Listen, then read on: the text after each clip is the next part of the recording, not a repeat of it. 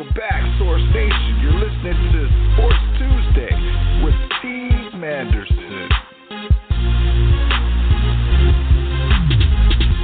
Welcome back to Sports Tuesday. I am Steve Manderson. My guest, and I mean more than one, is the co-authors of the book Tom Gamboa, My Life in Baseball. Okay, and I'm going to right now bring on one of the authors, someone I know personally, and I'm very happy for him. And I'm going to bring him on right now. Let me bring on right now David Russell. Hey, David, Steve, how are you? Good. I'm doing fine, doing fine. I thank you very much for coming on. Sure. Glad to be on. Good. Listen, I mean, this whole book thing is new to me, and when I first got a wind of it, you're on my Facebook page, and I saw that photo of you holding the book, and I read where it said first book, and I'm like, oh, wait a minute, this can't be, when you're trying to say this is the first book you ever owned, and then when I read it carefully, I'm like, oh, you co-wrote this. I was like, oh, my God, what? I said, this is awesome. And I said, because I know, we've met from the days of Big East Conference Media Days at the Garden and at ACC, at Barclays Center, and this whole author thing, I was like, this is awesome. Congratulations on the book and everything. Let me bring on your partner, of which this book is entitled. Let me bring on right now Tom Gamboa. Tom, I thank you very much for coming on the show. Oh, it's a pleasure to be on your show, Steve. I'm sure the people back in New York are freezing to death, and out here in sunny California, we're at 65 today. So I'm enjoying the weather. Yeah, I'm sure you are. Now I'm jealous. Okay, now I'm jealous of him. I'm hating you right now. And Tom is in a good mood because Alabama won last night. That's exactly right. I have a granddaughter that goes to school there, and I went to see a game this year against Arkansas at Alabama, so roll Tide. I tell you, I was watching the game last night. It was a great game, and I tell you, great come from behind win by Alabama, and I tell you, the reason why Nick Saban is such a great college coach, the decision that he made at halftime to replace Jalen Hurts with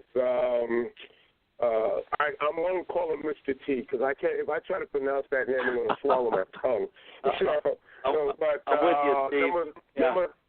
Number 13 did a great job in the second half, and Georgia just melted down. I tell you, I said throughout the entire game, I was telling some friends of mine, they got to put points on the board.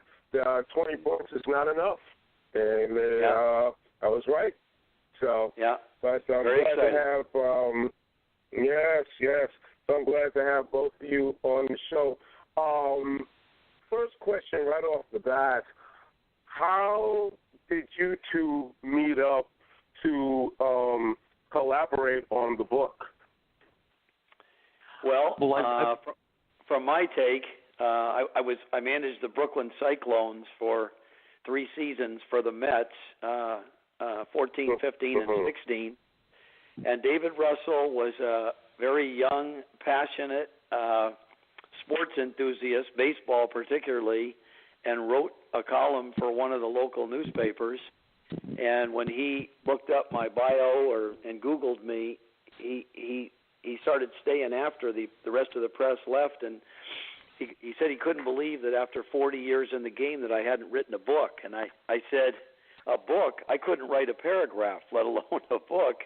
And I said, secondly, although I have a lot of, I think, interesting stories throughout my baseball career, I said, I'm not anybody famous like Derek Jeter, so outside my family and friends, nobody would want to read it. And he disagreed with me. He said, hey, there's millions of people that just love to get their hands on anything they can read about baseball. And through his persistence, I have to give David all the credit for the accomplishment, and he did a good job, and I'm very, very proud of his work. Oh, that's awesome. And That is it was awesome. funny, from my point of view, covering the games in 2015 was the first year I did, and I thought Tom had a good combination of being funny and insightful with his stories. I thought, here's a guy who has a lot of good stories to tell if he ever put them in a book. Unfortunately, nobody beat me to it.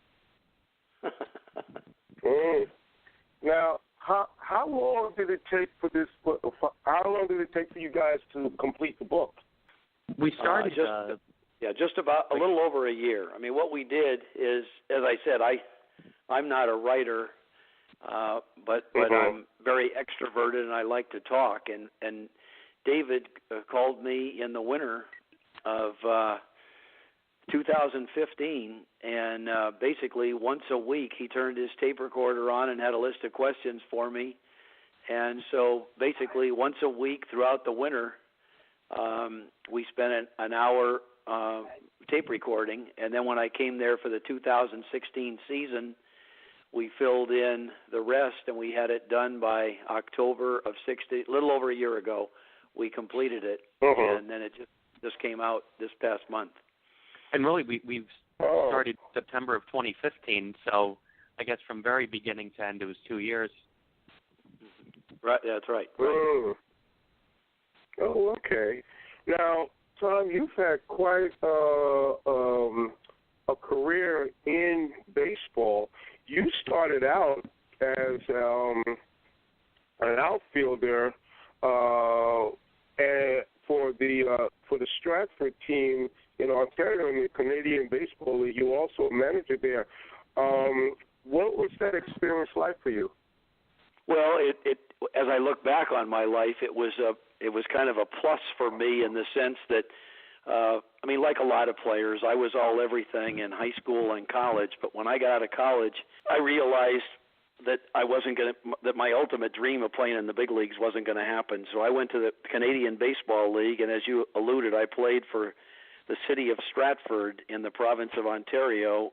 And shortly after my first season, like halfway through, the manager got fired, and for some reason the owner of the team chose me to manage the team, which was kind of awkward because playing center field, I had hand signals to not only the third base coach but to pitchers in the bullpen when I wanted somebody up, and I would literally come in from center field to make a pitching change. And when I went back my second year, I played myself primarily at first base, so I would have more control of the team. But getting a chance to be a player manager for 2 years prepared me for my ultimate career, which after 10 years in scouting, I spent basically the last 30 years in player development, coaching and managing, both in the minor leagues and at the major league level. So that experience as a young player, getting a chance to manage, really opened the door for me and gave me a lot of experience.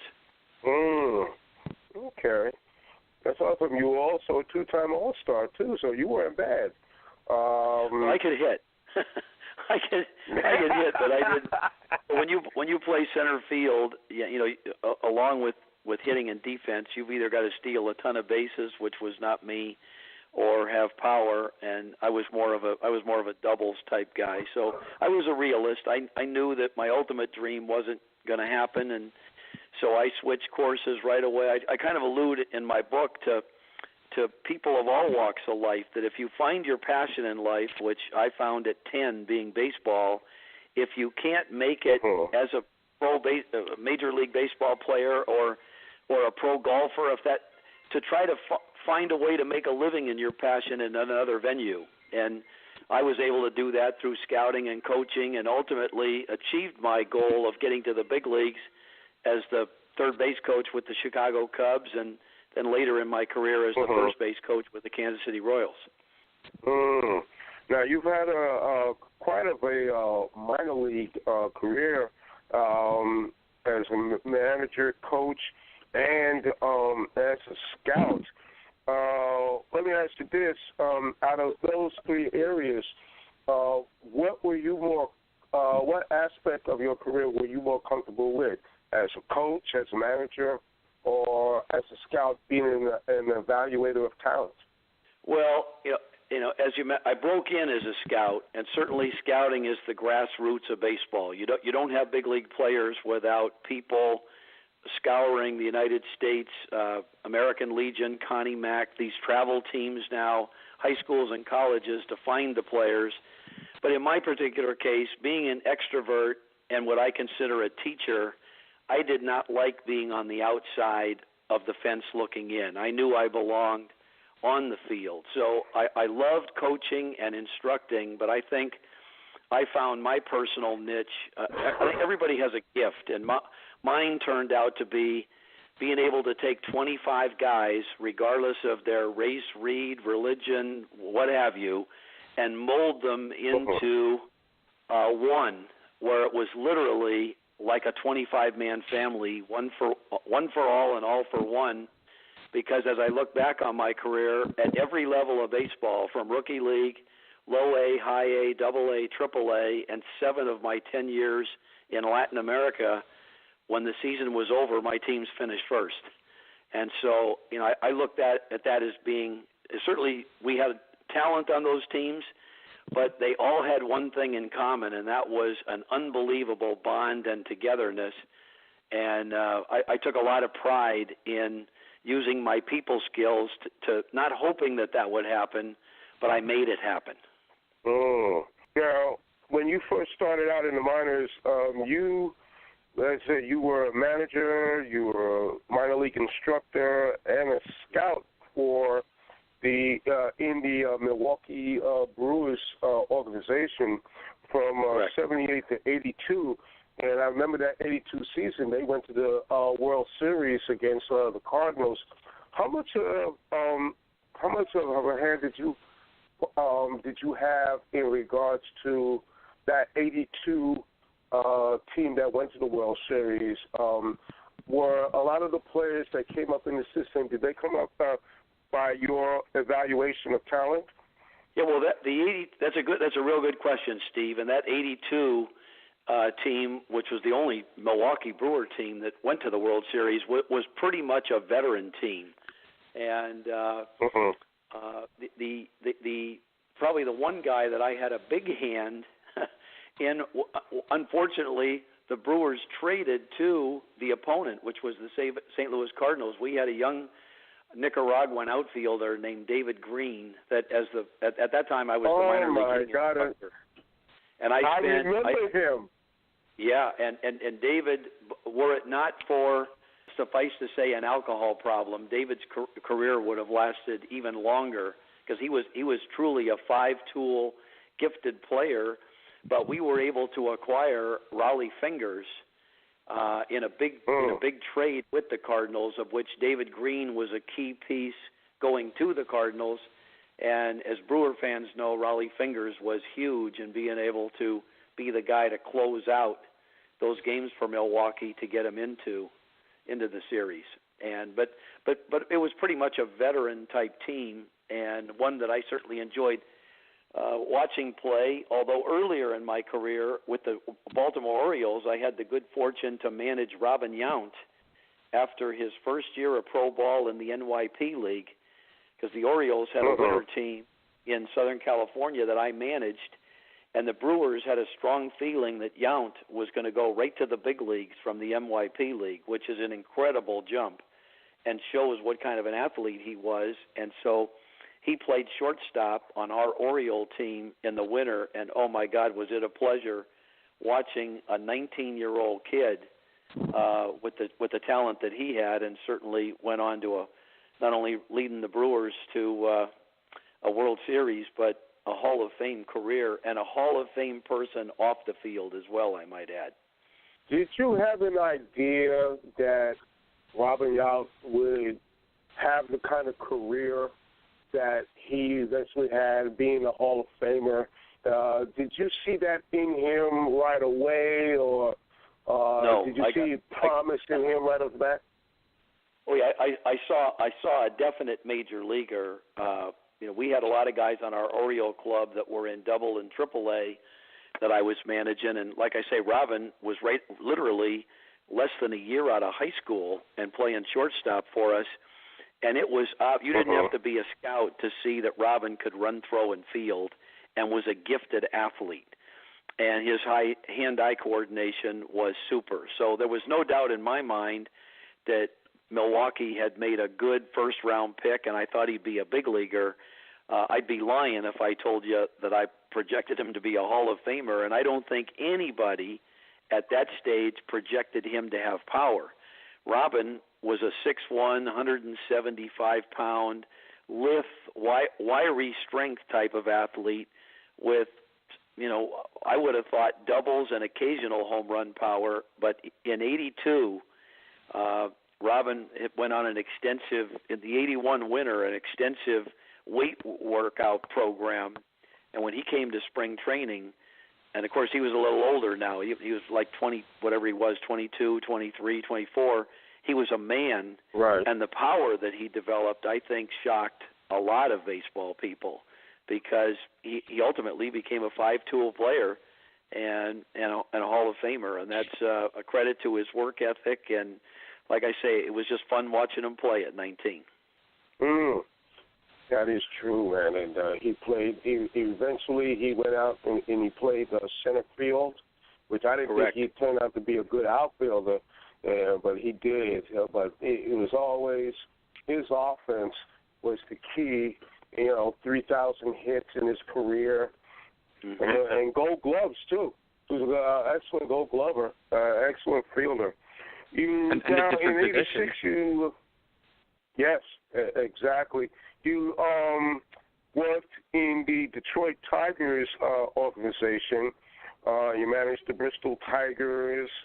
And also the Toledo Mudhens of the Toledo Mudhens of the AAA team. What prospect or what players that did you help bring up in that organization that you could probably recognize? Well, probably the most prominent, who I had literally from rookie league and then right to the Toledo Mudhens, which were made famous by Jamie Farr back in the MASH days, always wearing the hat, was my shortstop, Travis Fryman. Right. And Travis Fryman, the ironic thing about Travis, when I look back on my own career, and what was shocking to me is that Travis, from Little League through high school, in being our number one pick for the Detroit Tigers, and his whole minor league career, never played an inning anywhere but shortstop. And yet when I got the call at the Major League All-Star break in 1990 for Travis to go to the big leagues, as any baseball fan and certainly Tiger fans know, Alan Trammell, was a recent Hall of Fame inductee, was locked in as the shortstop. And so Travis played his first game in the big leagues at third base and every inning of his career at third, and which is a credit to his athletic ability, because I'm shocked that the Tigers never called me to say, hey, start working him out at third base or play him some games at third base, because that's where he's going to be at the big leagues. He went in cold turkey and ended up having, I believe, a 15 or 16-year career, mostly with Cleveland, and had some 30 homer years and played great defense and was a real class individual. The other big league names that we had on that team would have been Milton Kyler, a speedster who played some center field for Detroit, Phil Clark, a former first-round catcher that got a considerable time in the big leagues, and Scotty Aldred, a left-handed pitcher.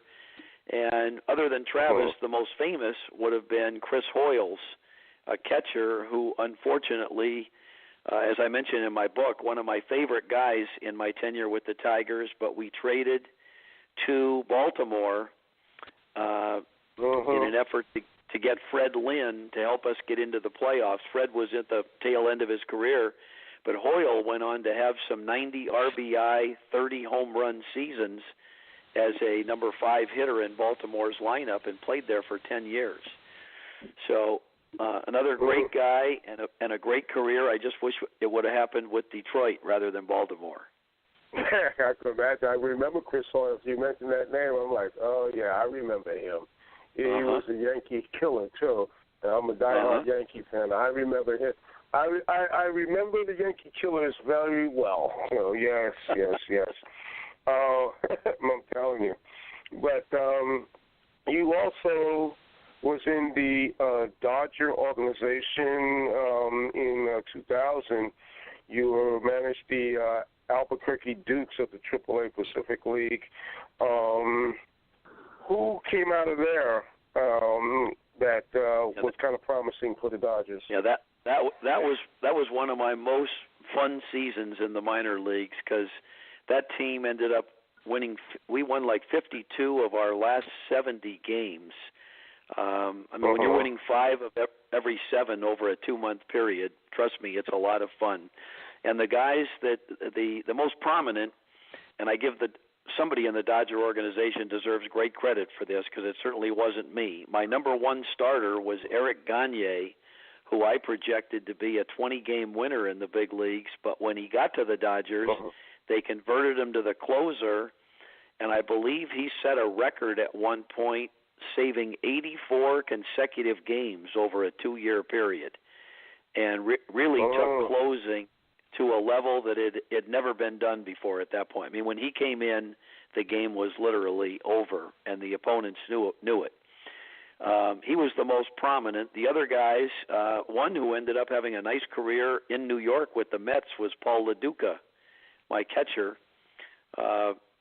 first baseman, DH, and, of course, Alex Cora, who had a nice big league career and was recently named manager of the Boston Red Sox, was my shortstop that year, although he was only with us for not even half the season before he got promoted to the Dodgers.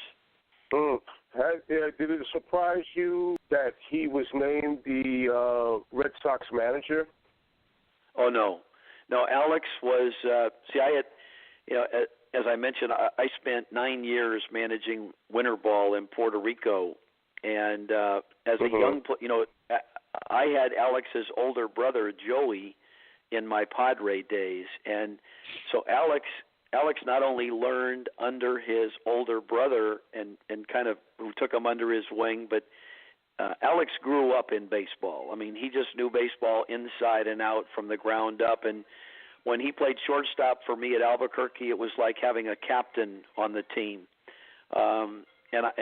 It was anybody that knew him, it was an easy projection to know that when his career was over, that he would stay in the game because of his passion for baseball. And he ultimately became general manager of Caguas, one of the teams in the Puerto Rican Winter League.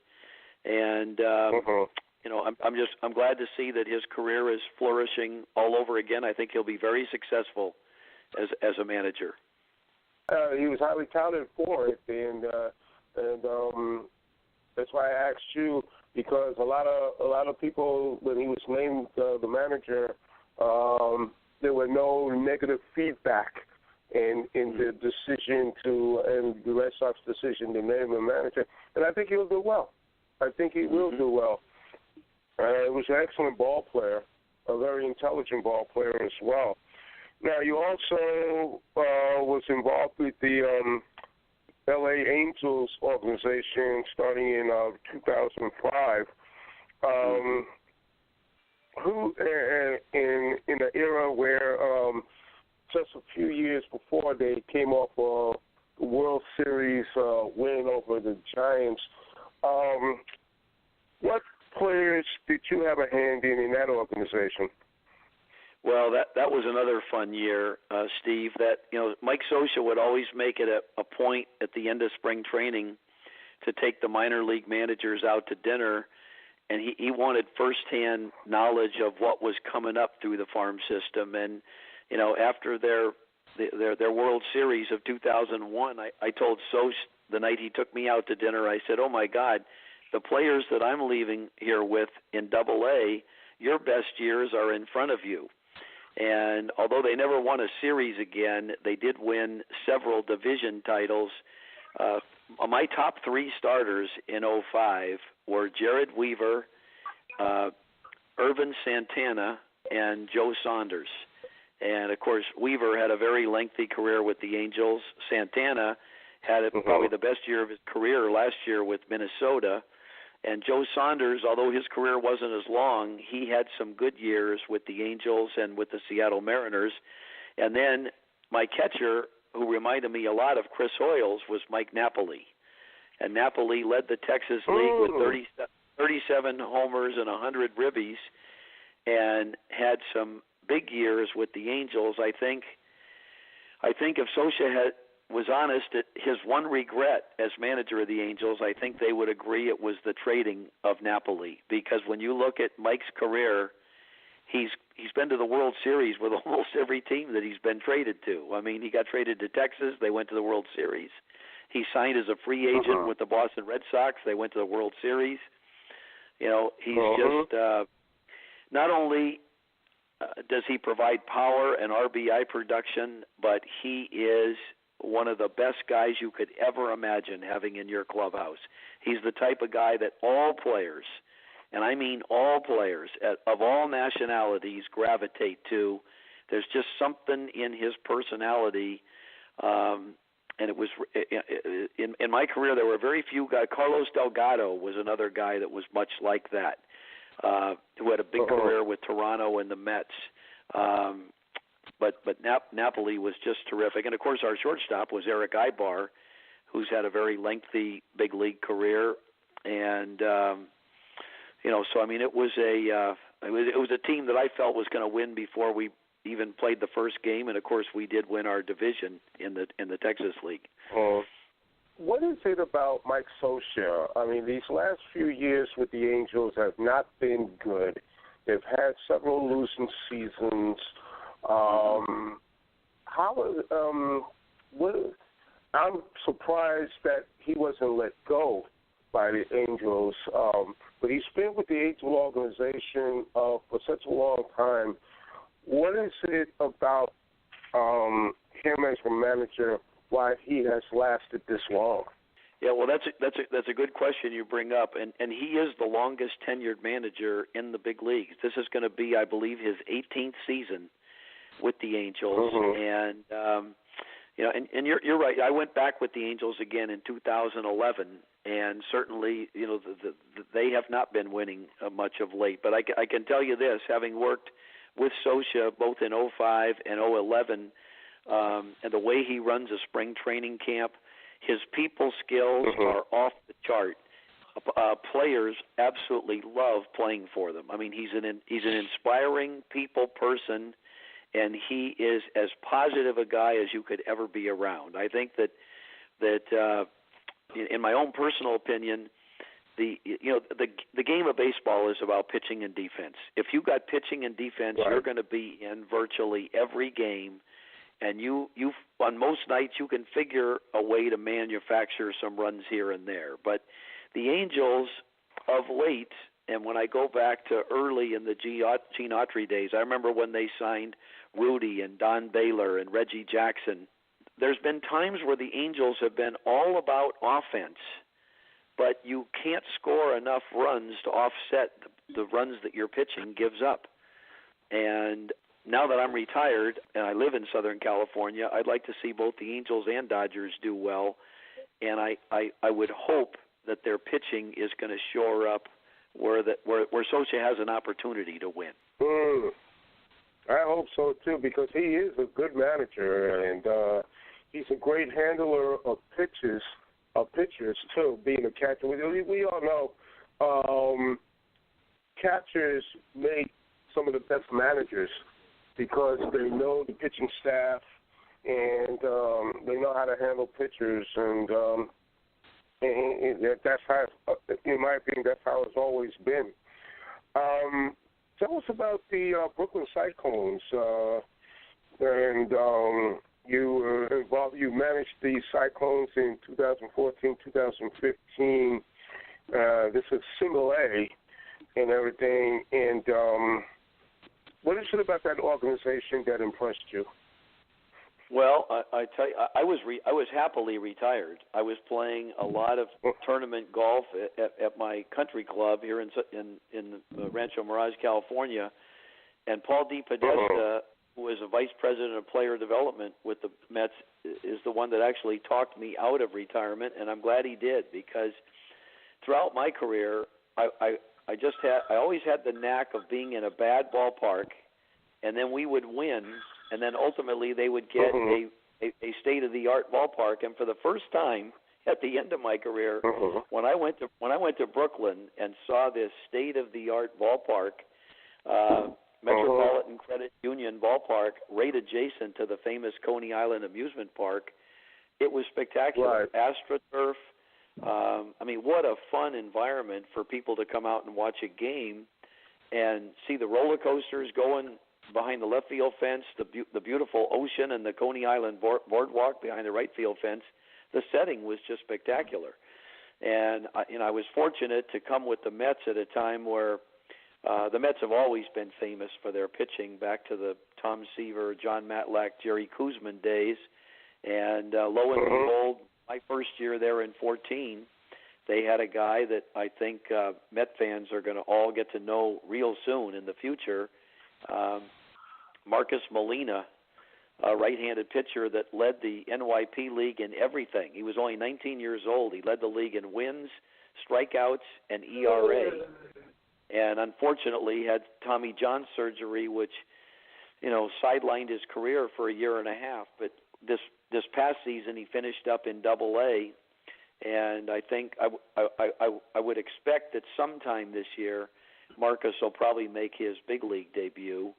And of course, our shortstop on that 2014 team is already known throughout New York, because Ahmed Rosario was brought up last July to the big leagues, and certainly figures to be the shortstop for the Mets, I think, for the next 10 to 15 years. I mean, he's just a tremendous athlete that can do everything. And of course, the Michael Conforto was our left fielder in 2014, and Met fans already know who he is. He's already played in a World Series, and I don't think I've ever seen a player other than Fred Lynn, to my recall, that came from college right into pro ball with such an advanced bat. I mean, that literally within a year is playing in the big leagues and hitting for average and power. Guys like that come along just once in a blue moon. But Michael, as Met fans know, had a shoulder operation, and it won't quite be ready for the beginning of this season, but I think he's got a real fine future in front of him. And another guy that I think is maybe another year from now, people are going to start to know about is a switch-hitting third baseman, first baseman named Johan Urena that has he reminds me a lot of Aramis Ramirez, who had a fine career with the Brewers and the Pirates a few years back. But I think Johan is not too far away from the big league scene. So it was a pleasure to manage those guys, and for the 7,000 faithful fans that we'd have out at the park in Brooklyn, some diehard Brooklyn Dodger fans that had converted to Met fans, and it was a real fun 3 years for me. And I was going to say, Steve, I'm glad DePodesta talked him out of retirement, because I got to write a book with Tom. That's right. You could thank Paul for that. I tell you, and in talking to you, I can see a sequel to this book as well, because you've experienced a lot. I'll tell you. You tell us about the 2 years that you were the first base and third base coach for the Cubs in 98 and 99. Well, 98 was a very exciting season in Chicago. That was my first year in the big leagues, and the Cubs had not been to a playoff since '89. So, it had been almost 10 years that the lovable losers, as the fans and the newspapers so aptly called us. But in '98, it all came together. Of course, that was the emergence of Kerry Wood coming out of the minor leagues and having that famous game where he struck out 20 against a super Houston Astro team that could really hit, famous for their killer bees at the time, Biggio, Bagwell, Bonds, and Bell. Certainly the one of the most famous pitching performances in the history of baseball.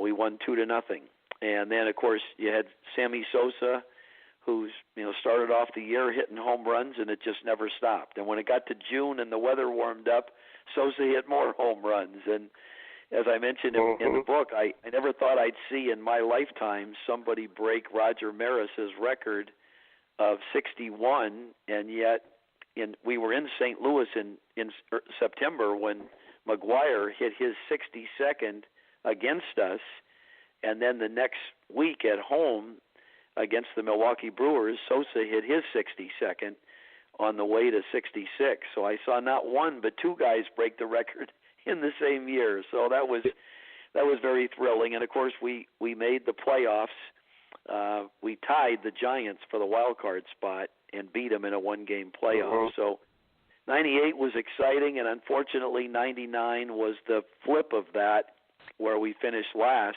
and nearly lost 100 games. And, all of us but Jeff Pentland, Sammy's hitting coach, the rest of us were all fired after the 99 season. So I saw both the good and the bad while I was in Chicago. But a great city, great sports fans, and I certainly enjoyed the time there.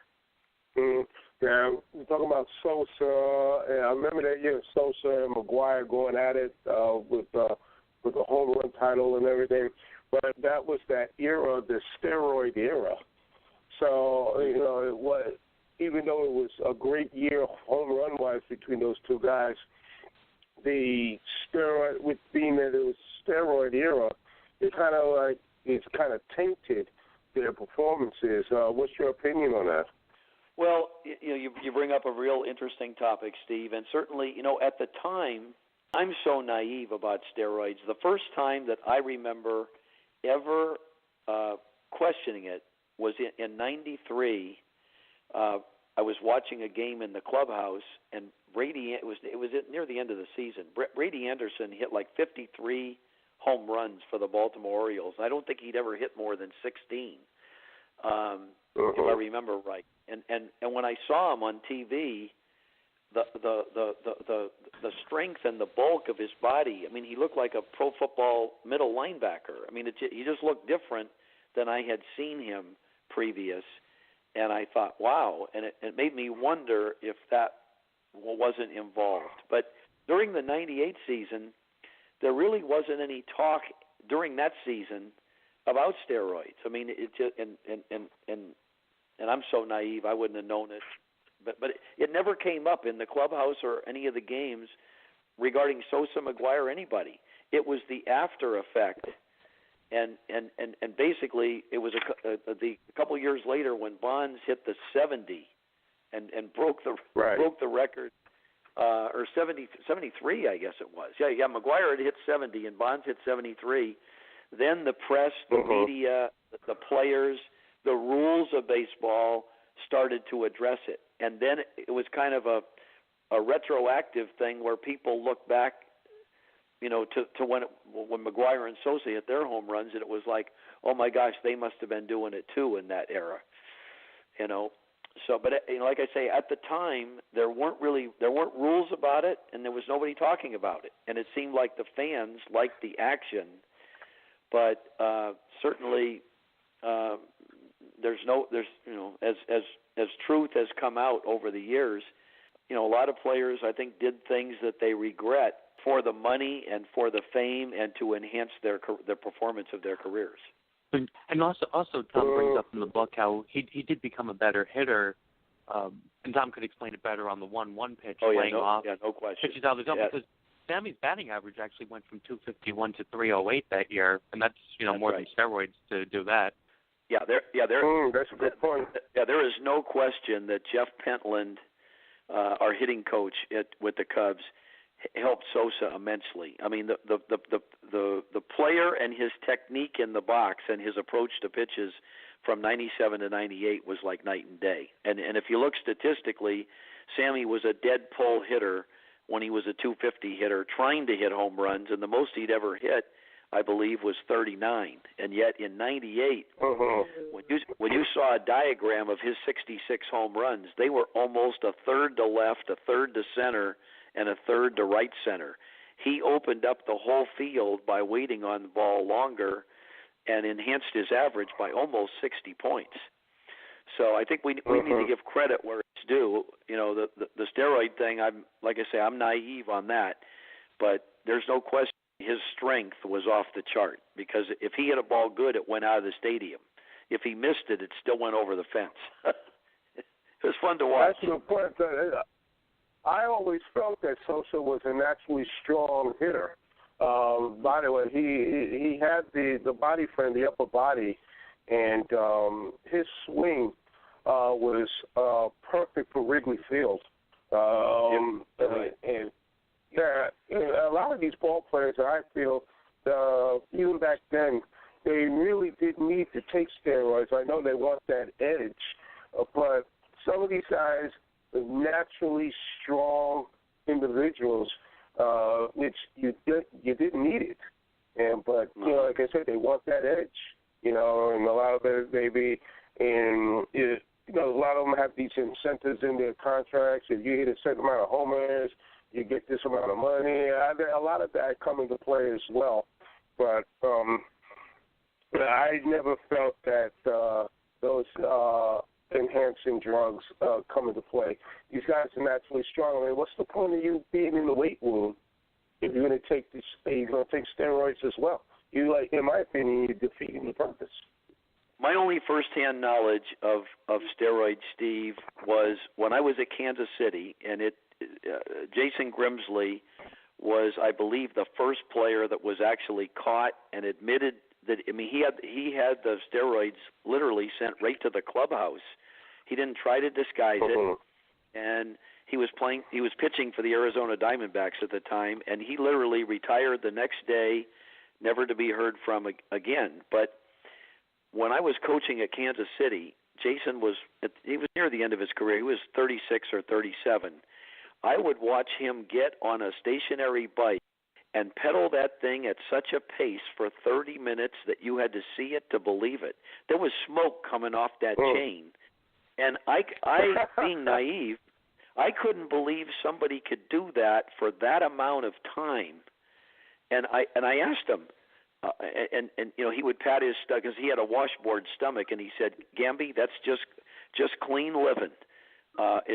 Good diet." And well, as it turned out, it was when I read in the paper and saw that he admitted that he took steroids, I knew right that day, and I told all my friends, "Hey, all these cycling titles that this Armstrong guy is winning, I don't know how he's cheating, but he's got to be cheating, because I saw Jason Grimsley have stamina that's not human, and that must be how he's doing it." And so in answer to your question of why guys did it, it was always done by weights before then, but not having ever taken them, but seeing physically what it did to Jason Grimsley, I think to a lot of these guys, it enhances their stamina and to maintain their strength throughout the season with the grueling grind of the travel, the different time zones, and playing 162 games where you only get one day off every 20, according to the Players Union. It's a grind, and somebody that's doing it with, false stimulants has a huge edge over the guy that's straight-laced, and I think that was where the temptation came for other guys to jump on the bandwagon, because they felt like they were falling behind in the race, to be able to perform statistically. So I'm not excusing it, but I think I'm seeing why it happened. Yeah, I can understand that. That is a good point. The Cubs finally became world champions after that long drought back in 2016. Where were you when they finally won it? Oh, I was in my living room. I watched every inning of every game. One of my close friends in baseball was Gary Jones, Jonesy, number one, was the third base coach for the Cubs. We worked together with the Padres back in the early 2000s. And, of course, Joe Madden I've known for 40 years. And so having been an ex-Cub and knowing it had been over 100 years, I was pulling for – in fact, I told Jonesy in spring training, keep a journal because I think this is going to be the year that the Cubs are going to win it all. And the first person that keeps a journal and writes a book about it, it'll be a bestseller because there's Cub fans all over the world. And unfortunately, Jonesy didn't do that, and they ultimately did win. And even when it got to Game 7 and you know, Cleveland had a hell of a year, I was on my couch just thinking somehow, some way, I don't know how, but somehow the Cubs are going to be destined to win this game because the law of averages have to kick in at some point. And, you know, sure enough, it happened. So I was thrilled for everybody that was involved, and particularly the fans of Chicago, because they're diehard, true blue, and they'd waited over 100 years for that. So it was well-deserved, and it was certainly a feather in Theo Epstein's cap, having done it in Boston at 86 years or whatever it was between World Series, and then he turns around and puts a team together in Chicago. That's quite an achievement for anybody. All it took for the Cubs to win was Tom retiring. I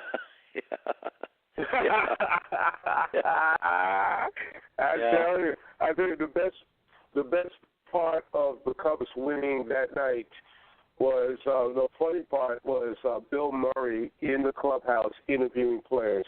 I cracked up laughing, and you know he's the biggest Cubs fan ever, and I knew it was a thrill for him. But to see him in the clubhouse interviewing players made me laugh, and it was a great moment for the Cubs, and was very happy because that drought is over.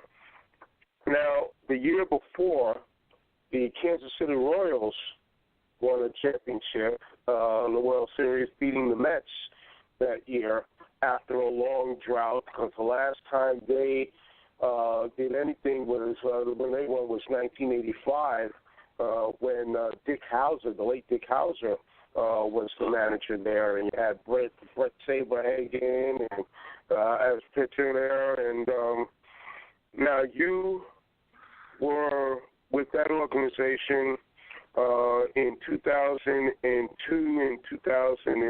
from 2001 to 2003, when they were still having losing season after losing season. What was that experience like working with that organization at that time? Well, it was. I tell you, the thrill on the first day was getting a chance to spend time and become friends with George Brett. You know, George has stayed with the Royals through all these years as a vice president, and as baseball fans would know, George is the last guy that approached hitting 400 for a season. I think it was like 1990 or 91. George hit 390. That's right. I mean, it was. I mean, he could really hit, and he is a terrific person. Somebody I'd always admired, and so getting a chance to play golf with him and spend time with him in spring training, that was a personal thrill for me. But like we alluded to with the Angels, when I was with the Royals, we had a unbelievable offensive club. I mean, we had Jermaine Dye, we had Johnny Damon, we had young Carlos Beltran, who was the Rookie of the Year, Joe Randa, a third baseman that drove in 90 runs, Mike Sweeney, an all-star that had power and a run producer. So scoring runs was not our problem. But like Scioscia has experienced, and we talked with the Angels, we had trouble getting anybody out. I mean, other than Jeff Suppan, who was our number one starter and an innings eater, it was a struggle to contain the other teams. But my last year with the Royals, in 2003, Tony Pena had come on to manage, and he was full of piss and vinegar and enthusiasm, and his personality really sparked the team. And we had the first winning season that the Royals had, I believe, in 15 years. We were actually in the race up until the All-Star break. So 2003 was an exciting year. And once again, a lot of it was brought on by the fact that we had some pitchers. We got a lot of mileage out of Jose Lima, who was, post 20 win season at Houston, but had enough guile and cunning to get him out that he won in double digits for us, and as did Suppan. And so that was a fun year. And of course, that was right on the verge of Carlos Beltran becoming the famous star that he ultimately became when he went on to play for the Mets and the Yankees, and what he did in the playoffs that one year with the Astros that really got him on the national map. Now, during your time with the Royals, I'm gonna bring it up, but if you want to elaborate on it, you can. If not, I totally understand. Oh, that's okay. September 19th, 2002, you were attacked during the game. Guys were playing the Chicago White Sox, and a father and son attacked you on the field. I was stunned when that came out. I couldn't believe that something like that. Normally you have fans that the most they would do is run around the field acting like jerks, to get their little 15 minutes of fame. But you were attacked. What happened during? Was it? I'm trying to remember. Was that after the game or during the game? What had happened? It was in the. Well, I don't mind you bringing it up, Steve, because I certainly didn't do anything wrong. I was just doing my job in the right place, but at the wrong time. That as it turned out, the father and son admittedly had taken drugs before they went to the ballpark, and then at the ballpark they were trying to drink a beer an inning. And certainly, as anybody knows, you mix drugs and alcohol, it's a bad combination. And the father ended up calling his sister at the end of the eighth inning and told her to be watching the game on TV because he was going to be on it the next inning, and she didn't understand what he meant. But they snuck down from the right field bleachers. Anybody that's been to Chicago, the railing's only 3 feet high. They simply climbed over the railing, and as I asked in court, why me? When they came over the railing behind the first base dugout, my back was to them, and I was the closest target to get the attention they were looking for, and they literally just ran up and bowled me over. And so, it was right in the middle of an inning, and my head hit the ground so much that it was like an out of body experience for me, because I remember lying on my back looking at two guys that were yelling at me, but nothing was coming out of their mouth. I didn't realize I temporarily lost all my hearing. So I could see their veins bulging and their mouths moving, but there were no words coming out. And I remember thinking, I wasn't even mad. I was startled, wondering, who are these guys? What are they doing on the field? And why are they swinging at me? And only when I got hit in the jaw did that wake me up, where I was in a fight or flight syndrome, and I kicked the guy in front of me to get him away so I could defend myself against the guy that just hit me in the jaw. And then I got hit all over again. Unbeknownst to me, it was the 25 guys on my team, only I was at the bottom of that pile. So it was a bizarre experience, and I was naive enough to think it'd all be gone the next day. But in hindsight, I think because of 9/11 the year before, and now this being a sporting event, that the game happened to be televised nationally that night, it was the combination of sports and violence that the next day we were back in Kansas City, and our PR guy came out during BP and told me, he says, you're going to have to address the media after batting practice. And I was like, address them for what? And he says, are you kidding? We had to get a special room. We got over 150 people here. And when I walked into the room, I saw famous people that I watch on TV that had come into Kansas City. And Steve, I tell you, when I got to the podium, just like yourself, you were a little reluctant to bring it up. I could feel the tension in the air. And so I got up to the podium and I said, you know what? I said, I guess I'm the new Cato Kalin on the block. This is my 15 minutes of fame, and they all laughed, and then it eased the tension, and then they were able to ask their questions. So I respected that everybody has a job to do, and it just is what it is. I mean, oh my God. Well, the good part is that you came out of it okay, but I was stunned because that, in my opinion, all my years of following sports, I've never seen anything like that, especially in baseball. Like I said, you got fans that run out on the field.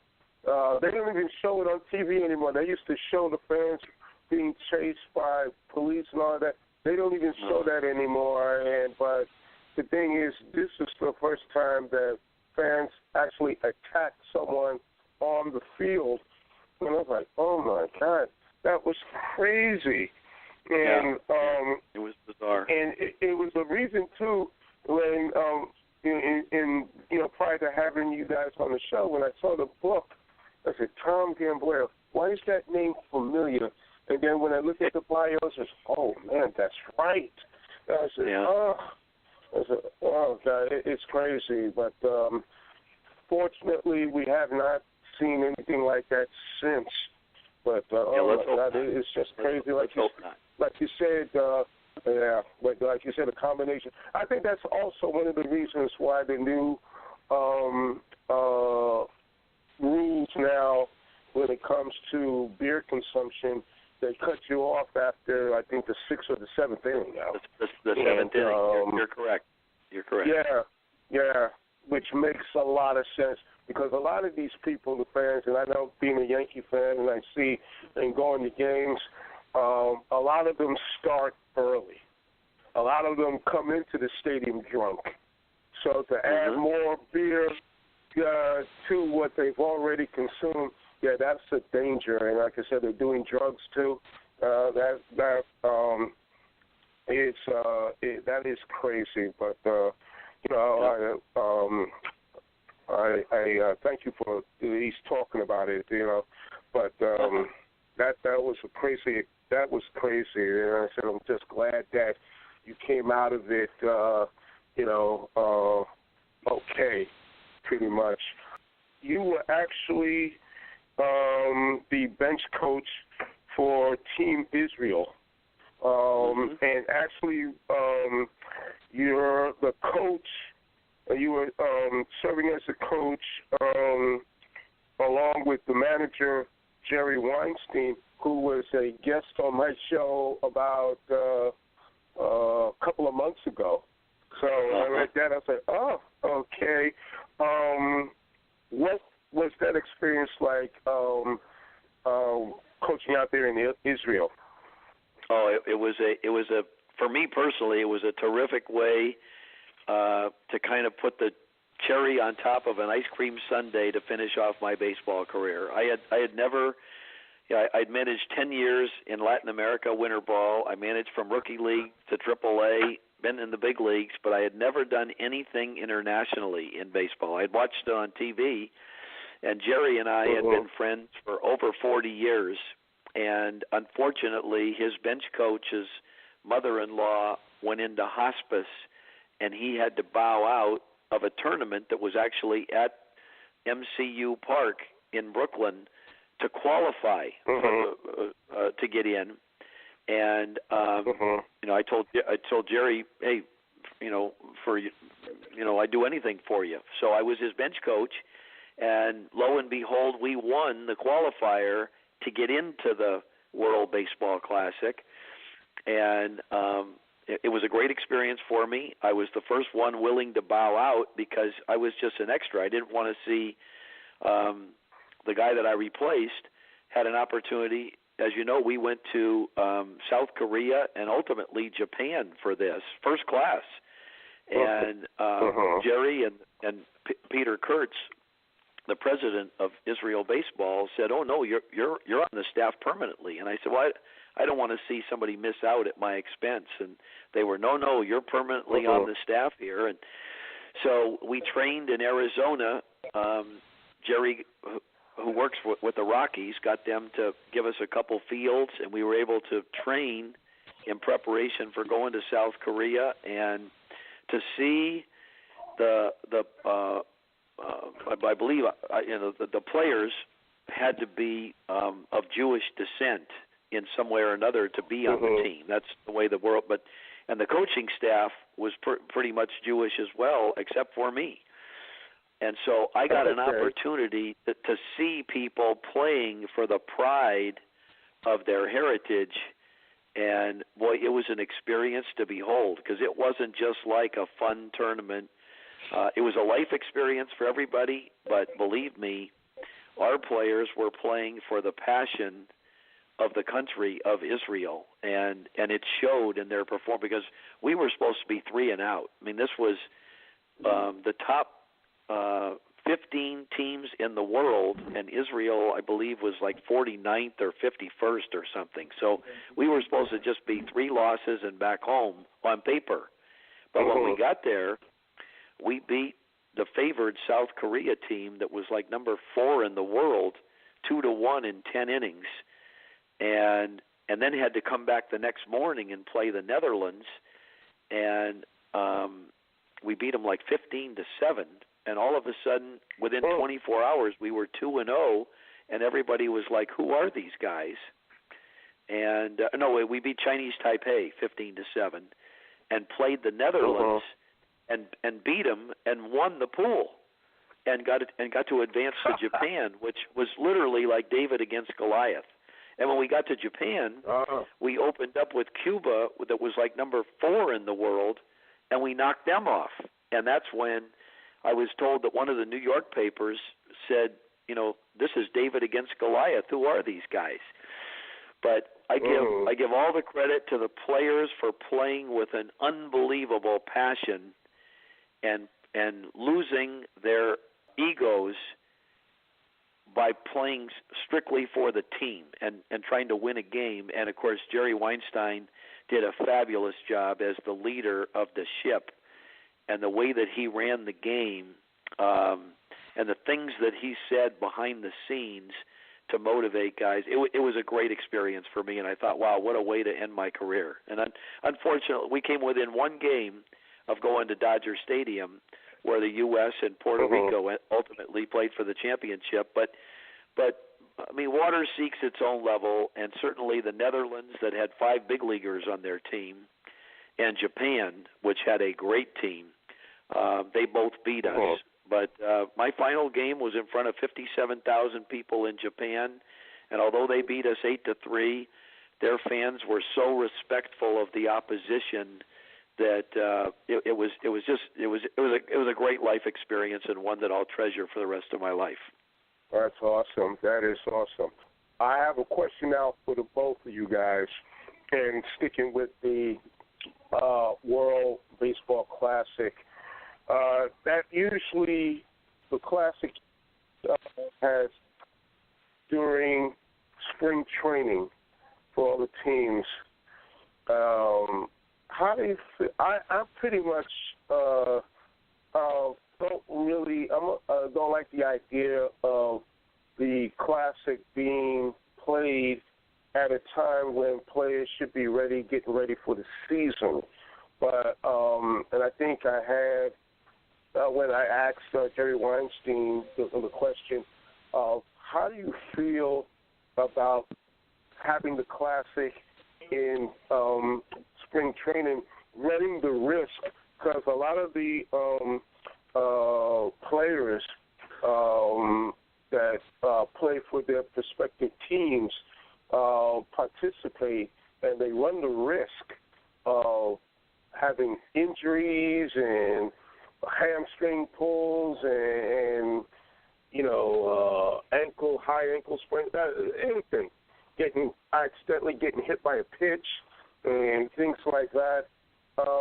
What is your opinion on that, as far as playing it at that time of the season, where couldn't it be played after the season is over? I'll start with you, Tom. Well, you bring up a very interesting question, Steve. But my answer would be there really is no good time that they could do it. because if they did it at the end of the season, then you're going to have too many pitchers that have already reached their innings limits, and position players that played 162 games are going to be tired. To me, it just is what it is. And the one benefit is that with the money players make today, it's not like back in the days of Babe Ruth and Ty Cobb, where players did nothing in the winter and came into spring training out of shape and used the 6 weeks to get back into shape. Now, most players have personal trainers throughout the winter. They work out all the time because there's too much money involved, and their physical health, they realize that their living is based on their health. And so, a lot of them are working out, hitting and throwing in January and early February before they even go into spring training. And in the year of a World Baseball Classic, because injuries are a possibility, I think the guys that do partake, they work out even that much more to make sure that they're ready. Because any player or pitcher will tell you, in this day and age, they don't really need the full 6 weeks to get ready for spring training. That's just a ritual that's gone on, and it's great for the press, and it builds up momentum for the season. But they don't really need that much time. And last year's World Baseball Classic certainly proved it. The quality of play between the U.S. and Puerto Rico in that final game, that was like a World Series game in March. But I think I love the concept. I think baseball copied it from the World Cup in soccer as a way to promote baseball worldwide and to raise money to give to the countries to develop baseball in their countries with the money that I don't think the public is aware that the players on each team, they get half the money that's been raised, but the other half goes strictly for the baseball development in that country, which is a very good thing. Okay. David, how do you feel about the same question to you? How do you feel about the... Well, Mike, I agree with Tom. There's really, that's the time you would have to do it. I know Joe Girardi wasn't thrilled that Didi Gregorius was out the whole first month with that injury he had in the WBC, but there's really not much alternative for them. That's true. Didi Gregorius, good point. He's the reason why I'm still kind of against it, because he missed the first month of the season. And some of these injuries could linger the entire season.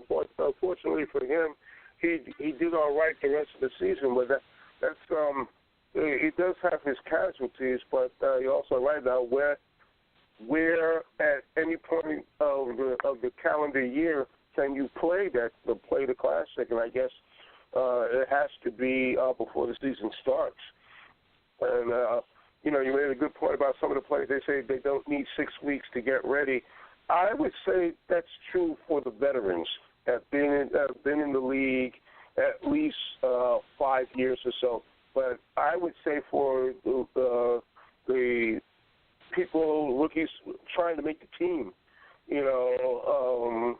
I would say they would need the full 6 weeks. How do you feel about that? You agree, or? Oh no, I agree. I love spring training the way that it is. I mean, you train for about 10 days, and then you got a one solid month of games, which, as you just alluded to the young players getting a chance to play 30 games in Arizona or Florida to build their confidence, especially if they're first-timers, playing in the big leagues, getting the at-bats, getting the innings, and giving the exposure to the coaching staff and the front office to try to make the team. That 6 weeks is viable, and certainly to the media and the press of each major league team, it gives them 6 weeks to promote the team in Arizona and Florida. And, of course, the fans, particularly in the East, they want to get down to Florida to watch their team play and get out of the cold weather. So it builds momentum and a fan base. But I'm just saying that in the old days, they needed the 6 weeks to get the players into shape. Nowadays, the at-bats, the innings pitched, the shape that they're in from the first day that they get there, they really don't need that much time, the whole 6 weeks, to be ready for April 1st and the bell to ring. They're ready before then. In fact, in my tenure in the big leagues, you'd hear most of the players saying 10 days before we broke, "Geez, I wish we could break right now. I'm ready. I'm ready." True. That is true. Some of them are anxious to get it going right then and there. Question for the both of you again, in regards to the state of pitching, especially starting pitching. No one goes 9 innings pretty much anymore. Like right now, the way there's so much emphasis on the bullpen that, you got starting pitchers that for the most part go 5, maybe 6 innings, and they consider that a quality start. I don't believe in that. I mean, I'm old school, and I believe that if you can't go like 7, 8 innings, then to me that going 7, 8 innings, that's a quality start in my opinion. And the only reason a lot of times pitchers complete games is if you got a 1-hitter going into the 9th or a no-hitter. Other than that, the managers are quick to pull you after 5. I don't really like that. I'm going to start with David. David, how do you feel about that? Well, it's funny that they pitch less and less and they get injured more and more. That could be a correlation. Because now these guys know they're only throwing 6 innings and they try to throw every pitch as hard as they can, and the arms are blowing out across baseball. Yeah. I mean, there are a lot of theories. I don't know if anybody knows for sure. That's true, because it's crazy. I mean, I know you want to put emphasis on the relief pitching and the closer situation. Closers now are more like a specialist kind of thing, but to pull a pitcher after 5 and consider it a quality start, that's not my idea of a quality start. Tom, how do you feel about that? Yeah, well, like you, Steve, I grew up a big-time Dodger fan in the 60s when they had Koufax, Drysdale, Padres, and Osteen, and in a 4-man rotation, those guys were throwing close to 250 innings a year. Now, now it's considered phenomenal if a pitcher gets 200 innings in, but we're in a completely different. I'm a traditionalist. I mean, I like the era that I grew up in, and I'm with you. But baseball has just changed so much. I remember I got to see Yogi Berra on Tim McCarver's TV show shortly before he passed away, and he was saying that when he came to the big leagues, good pitchers were the starters. If you weren't good enough to start, they shoved you in the bullpen. So Yogi was saying one of the reasons that he accepts that there's more strikeouts from, Yogi never had a season where he struck out more than he walked. And he'd get close to 600 plate appearances and strike out like 25 times. But he told Tim McCarver very honestly, he said, my era was completely different because we got to face the starter 3 or 4 times. And then if they did go to the bullpen, it was a weight step down in the quality. He said nowadays you're lucky if you face the starting pitcher twice. Like we talked about Kansas City winning the World Series. Their starting pitcher only needed to go 6 innings because they had 3 different guys for the 7th, 8th, and 9th innings. They could virtually throw every day for an inning, and so and guys throwing near 100. So the quality of relief pitching is so much better than what it used to be, and more depth. That's a reason why strikeouts. It's a contributing factor on why strikeouts are going up for position players, and because of the quality of not only the closer, but now you got premium setup men pitching the 7th and 8th innings that are making big money. Right. So in today's standards, if a guy goes 6, it's considered a quality start because there's other people to fill out. But I'm agreeing with you 100% that I think it can be carried too far. Nobody alludes to the fact that the World Series was decided this year by, in my opinion, a big mistake in Game 2. and that was just what you're talking about. Rich Hill pitched the game of his life. He had faced 12 hitters and struck out 8 of them. 8 of the 12 outs were punch-outs. He'd only given up 1 hit, and he got taken out after 4 innings. And the TV cameras showed him going off in the dugout because he couldn't believe he was coming out of the game. He came out of the game because statistics had shown the tendency was for the lineups to get to him the 3rd time through the lineup. But on that particular night, his adrenaline, the way that he was throwing, that was a game, if there ever was one, that he deserved to stay in that game. And if you remember, that's a game where the Dodgers ran out of pitching. For the only time all year, they asked Kensley Jansen to get 6 outs instead of 3, protecting a 1-0 lead. And he got him out in the 8th, but the first guy up in the 9th hit a home run to tie the game, and the Dodgers lost in 11. And I told all my friends that were Dodger fans, I said, if they don't win the series, that move of taking out Hill may very well be the difference in the game. Yeah, and I think it exactly was. I think you hit it right on the head with that. Very exciting World Series, by the way, too. Very exciting. Yes, and sticking with pitching, as for both of you, this, especially with David would know, too, the Mets pitching staff, which at one point was considered the best pitching staff in all of baseball. You're talking Syndergaard, DeGrom, Matt Harvey, those 3 in particular, a staff that could easily take a team when healthy to a World Series. The injuries to pitchers, especially those 3, and pitchers in general, is it the training? Because I don't understand what's going on with the injuries to pitchers these days.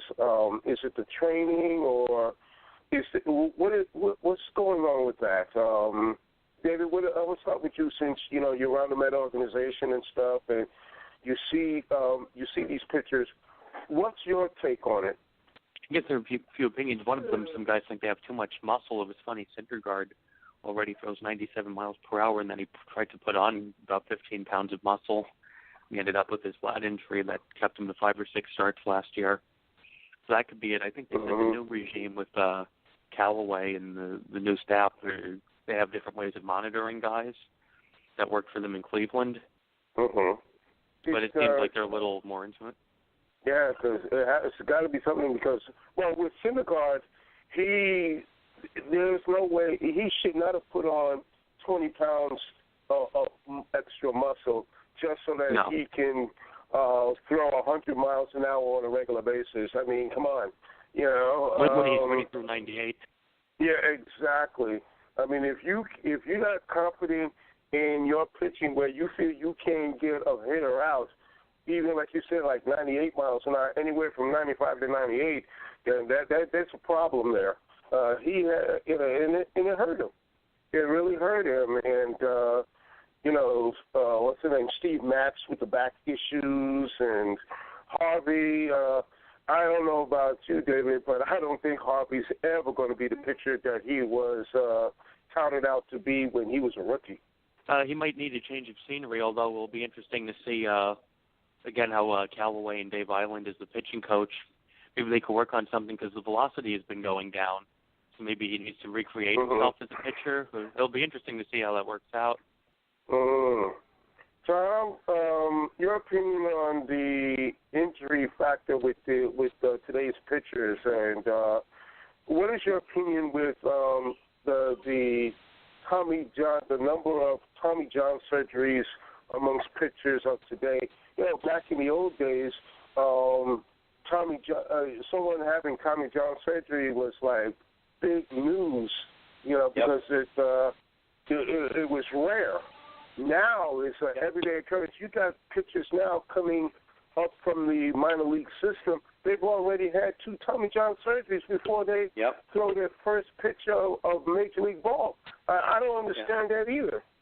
Well, and Steve, I don't think anybody does. The person that comes up with that will become a multi-millionaire, because It's not, as you alluded, it's not just the big league Tommy Johns, and it's not just the minor league Tommy John, but kids are having it now in college and even in high school.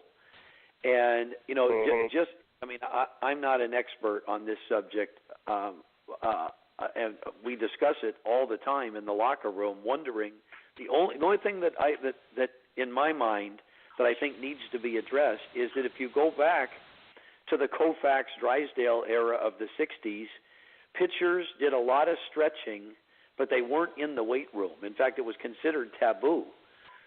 But of course now, through weights and the modern training and technology, you got more guys than ever touching 100 miles an hour. It used to be if a guy threw 90, that was hard. Now we're touching 100. But I don't know that if the muscles and the ligaments in the arm at that speed are designed to, it's like a rubber band. It only has so much tension in the strength of it before it's going to snap. And I'm assuming that there's studies being done now because of the amount of money given to pitchers, where they're trying to find out which training methods in terms of the weight rooms are good for pitchers and maybe some that may be counterproductive, because this is becoming so routine, the Tommy Johns, but it didn't used to be in the game. So there has to be some kind of correlation to it. I feel that, in terms of I want to get your opinion on this, Tom and David.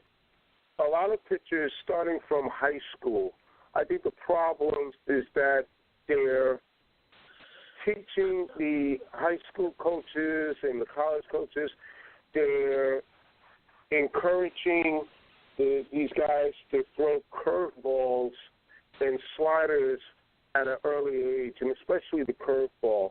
And I think that's where a lot of the arm problems start.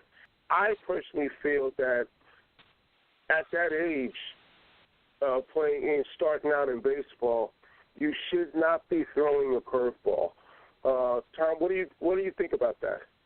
Well, I agree with you. I mean, I used to run youth camps in the wintertime, and I'm going back to the 70s and early 80s, and I used to tell the coaches that certainly at the youth level, which I consider from 8 to 12, the Little League, that kids should be taught the fastball and the changeup and master their mechanics and their control. Those should be the focal points for that age level, because I just don't think their arms are developed enough to handle the torque of throwing a curveball and the stress that puts on the elbow. But the problem, Steve, is that everybody wants to win. So if a kid can come up with a breaking ball at 11 or 12, most kids can't hit it. And so then the tendency is to throw it more and more. And, because people figure, hey, if they're going to keep score, I want my team to win. So they're going to do what they can to win at the expense of the youngster. And another part of it is not just the high school teams, but now the travel teams. So not only are the kids throwing more, it's all year long. Yes, that is true. But when you watch the games and they show the pitcher in slow motion delivering the pitch, and especially if it's a curveball or a slider, what I shudder when I see that elbow twist, and I'm like, oh my God! And you're throwing this pitch on a regular basis, and I can see now. Well, I see how some of these pitchers throw it. It's like, I can see why you're blowing out your elbow. That's crazy. The elbow is practically like twitch, it's like it's twisting like a pretzel. That's crazy. The body of the arm can't take that kind of punishment. I agree with you 100%. I don't know. I guess, like I said, it's fine when you're at an age where the arm is more developed, but I figure at a high school level, your arm's not developed yet. And, for you to be throwing those kind of pitches, you mentioned Kerry Wood. I remember him. This guy had such a future as a starting pitcher with the Cubs. I mean, his first year, he was lights out. He blew out the elbow, I think, in his second year. He was never the same. He he hung on in a career for as long as I thought he would, more than I gave him credit for. But his final year in baseball, he was reduced to pretty much a one-inning pitcher. Sometimes maybe he could face one batter, and that's it. And this guy had a promising career, probably could win a couple of Cy Youngs, and that's all because he was throwing curveballs at such a young age. Yeah, well, in his particular case, the doctors told us that from birth, Kerry was born with a very a thinner than normal the ligament in his elbow. It wasn't what it was in his left elbow. So we were told, because we questioned, did we use him too much his first year in '98? And the doctor's answer was no. This was going to go at some time, irregardless, because it's just a hereditary thing.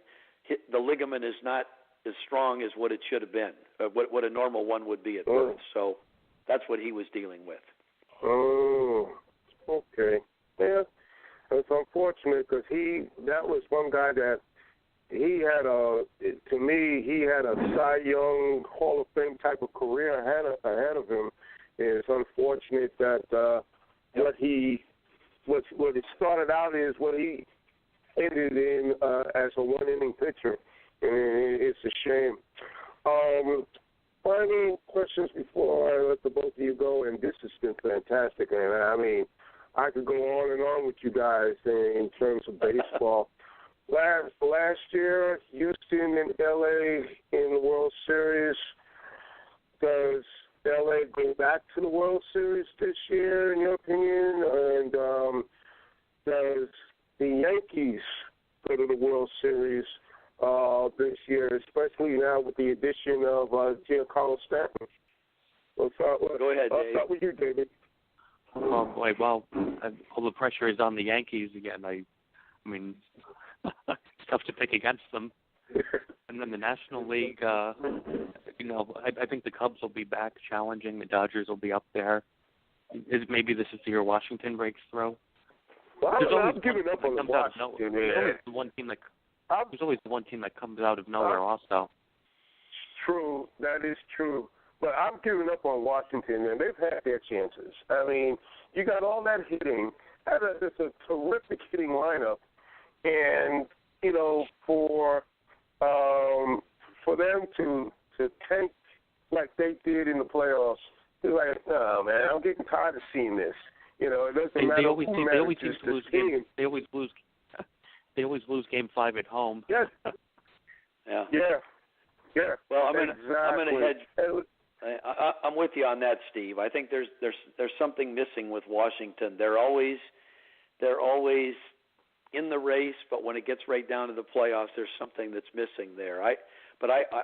You being a Yankee fan, boy, their talent level, and now adding Stanton to the mix, I think the Yankees are certainly going to be a force to be reckoned with. But the Astros were no fluke. So I mean, I'm going to hedge my bet. Before the season even starts, I think there's no doubt that the Yankees and the Astros will be in the playoffs, and I think the Dodgers and the Cubs will be in the playoffs. And of those four teams, I think that it's so tight, it's just a flip of the coin or who gets hot in the playoffs. But I like those four to definitely be there. I didn't hear Cleveland in that conversation. No faith in Terry Francona and that bunch. No, I mean, I'm just, it's. I mean, they got a great team too. I just, we'll see. I like the four best that I just named. We'll see. That's why you play 162 games.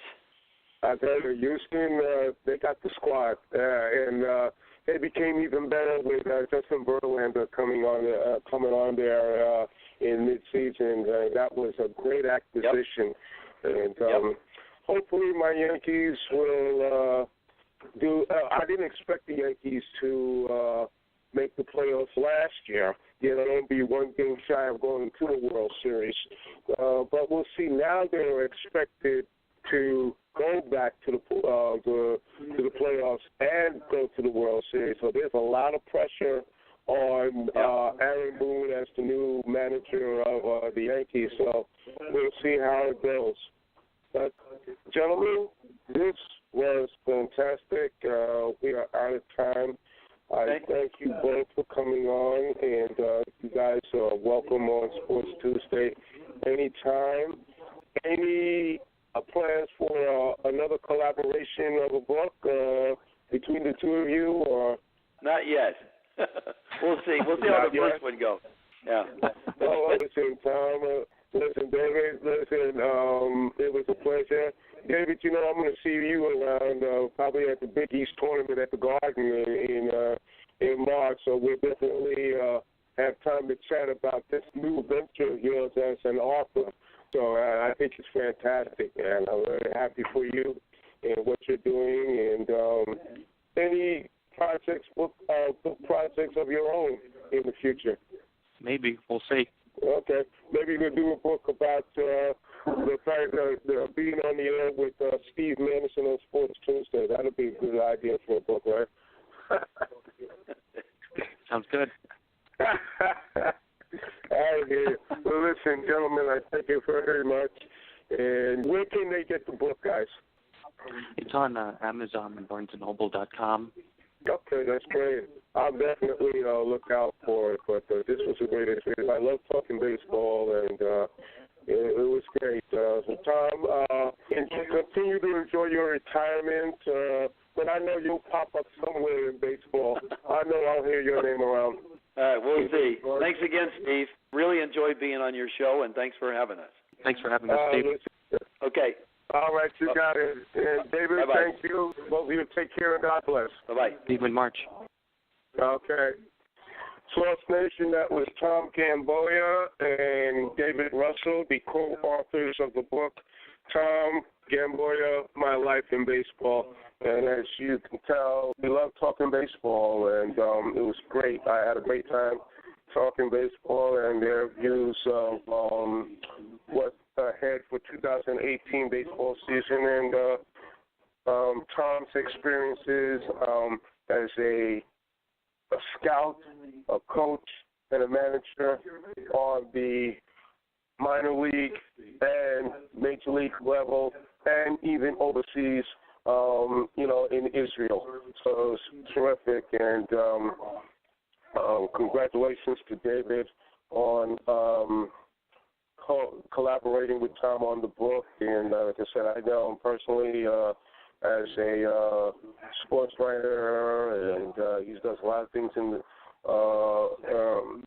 regards to sports, and that's how we met in Big East Conference Media Day a few years ago at the Garden, and it's been good ever since. It's great. I'm very happy for him as well. Okay, well, that is it for me. Once again, I want to thank Tom Gamboa and David Russell for coming on the show. Co-authors of the book, Tom Gamboa, My Life in Baseball. Okay, so that is it.